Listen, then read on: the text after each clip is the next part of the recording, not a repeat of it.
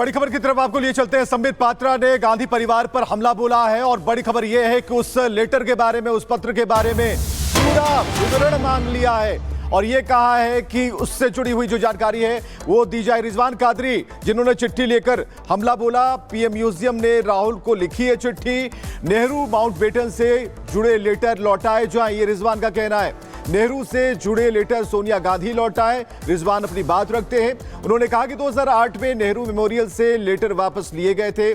सोनिया ने नेहरू मेमोरियल से लेटर वापस लिया था।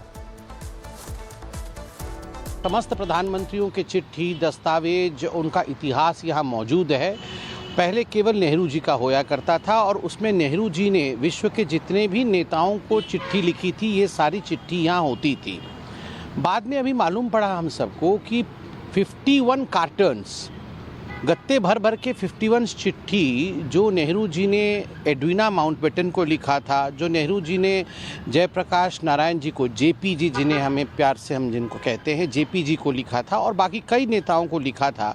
ये चिट्ठियाँ 2008 में सोनिया गांधी जी जब यूपीए की चेयरपर्सन थी, वो एक दिन आई और यहाँ से वो लेकर चली गई। अब जब एजीएम की मीटिंग हुई है, इनकी जनरल बॉडी की मीटिंग हुई है पीएमएमएल की, तो राशिद जी जो कि एक इतिहासकार है, उन्होंने चिट्ठी लिखा है राहुल गांधी को कि आखिर आपने ऐसा क्यों किया। आखिर उस समय जो ये इतनी सारी महत्वपूर्ण चिट्ठियां जो कि पब्लिक प्रॉपर्टी थी, उनको आपने ले लिया है, माता जी ने ले लिया है, आप इन्हें वापस करने में हमारी मदद करिए।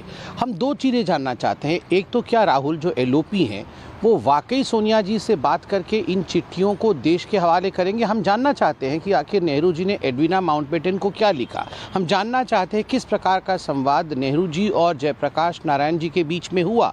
और दूसरी बात है, जब ये निर्णय लिया गया था कि 2010 में डिजिटाइजेशन होगा इन सारे डॉक्यूमेंट्स का, तो आनन फानन में डिजिटाइजेशन से ठीक पहले सोनिया गांधी जी 51 कार्टन्स चिट्ठी नेहरू जी का लेके चली गई। आखिर क्यों?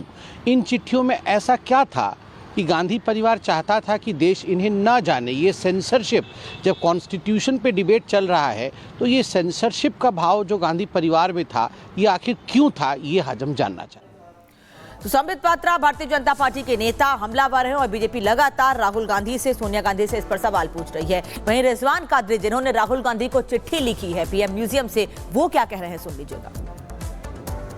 मैंने सितंबर 2024 को श्रीमती सोनिया गांधी जी को एक पत्र लिखकर रिक्वेस्ट किया था कि आपके द्वारा प्रधानमंत्री संग्रहालय, यानी कि पहले जो नेहरू मेमोरियल म्यूजियम लाइब्रेरी हुआ करता था, वहाँ से जो नेहरू कलेक्शंस में से करीबन 8 अलग अलग सेक्शंस के 51 कार्टून आपने विड्रॉ किए हैं, वो या तो संस्था को वापस लौटाए जाए या हमें उसे देखने की, स्कैन करने की परमिशन दी जाए, या उसका कॉपी आपके द्वारा स्कैन कॉपी हमें उपलब्ध कराया जाए, जिससे हम उसका अध्ययन कर सके, संशोधन कर सके और संशोधक अलग अलग जो हैं उसका अभ्यास कर सके।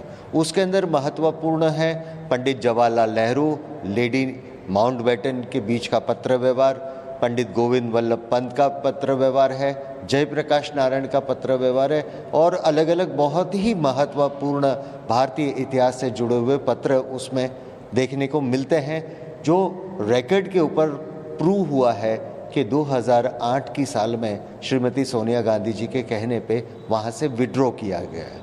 उनकी तरफ से कोई प्रत्युत्तर न आने से मैंने विपक्ष के नेता और उनके सुपुत्र श्री राहुल गांधी जी को रिक्वेस्ट किया है कि आप हमें ये वापस दिलाने में मदद करें और उनसे यह भी अनुरोध किया है कि ये राष्ट्र की धरोहर है, ये बहुत ही महत्वपूर्ण देश का इतिहास है, इसका संशोधन के माध्यम से हम बहुत ही अच्छी तरह से जो मिसिंग लिंक्स है उसको जोड़ सकेंगे और हमारे राष्ट्र की जो विरासत है उसको समझ सकेंगे। विधानसभा और विधानमंडल देश ही नहीं बल्कि दुनिया के किसी भी राज्य का सबसे बड़ा विधानमंडल है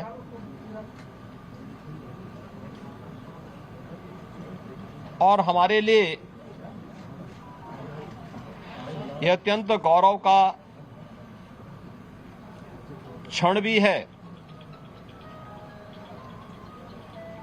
कि देश आज जिस अमृत काल में प्रवेश कर प्रधानमंत्री मोदी जी की संकल्पना के अनुसार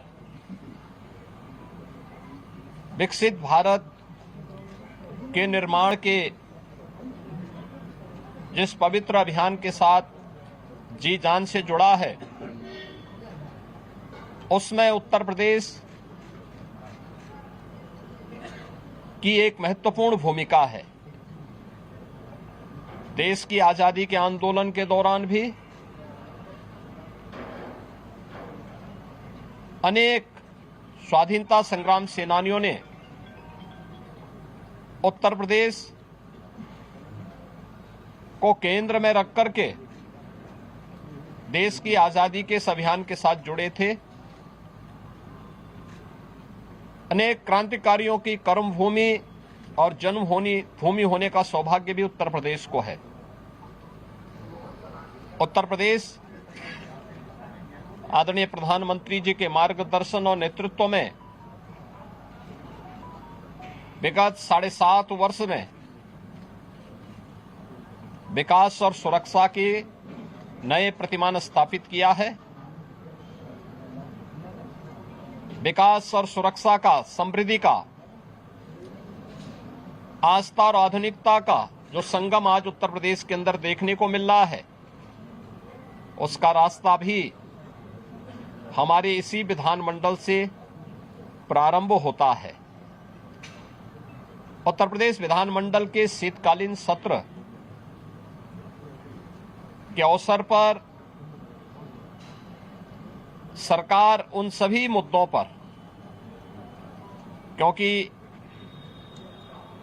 यहां पे विधायी कार्य तो इस सत्र में होंगे ही, विधायी कार्य के साथ साथ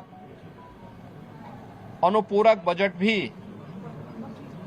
इस सत्र में विधानमंडल के सामने आएगा। इसके अलावा जनता से जुड़े हुए और प्रदेश के विकास से जुड़े हुए माननीय सदस्यों के महत्वपूर्ण सुझाव और उनके मुद्दे भी, जो जनता से जुड़े हुए मुद्दे हैं, उन मुद्दों को भी सदन में रखने का एक सुनहरा अवसर माननीय सदस्यों के सामने है। और इसीलिए मेरी अपील होगी सभी पक्षों से कि सदन की कार्रवाई सुगमता के साथ संचालित हो, आगे बढ़े,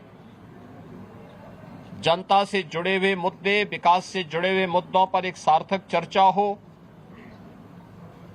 $1 ट्रिलियन की इकोनॉमी को प्राप्त करने के लिए जिस एक बड़े अभियान को प्रदेश सरकार ने अपने हाथों में लिया है, उसे प्राप्त करने के इस पवित्र महायज्ञ में हम सब भी भागीदार बने, सभी पक्ष भागीदार बने। इस दृष्टि से सरकार सभी का सहयोग और समर्थन इसके लिए चाहती है। इसके साथ ही ये हमारे लिए गौरव का क्षण होगा जब 2025 में